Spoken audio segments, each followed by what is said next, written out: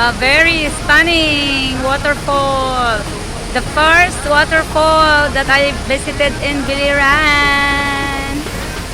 Oh my goodness. Very beautiful. Look at that, guys. Look at that. It's nice to swim as well. When we get back here, we are going to swim. My goodness, wonderful. Look, this is like a very big rock, guys, that's being broke or break into half because both sides are really, really rock. That is a rock. And that one there. And this one is also rock. Oh my goodness.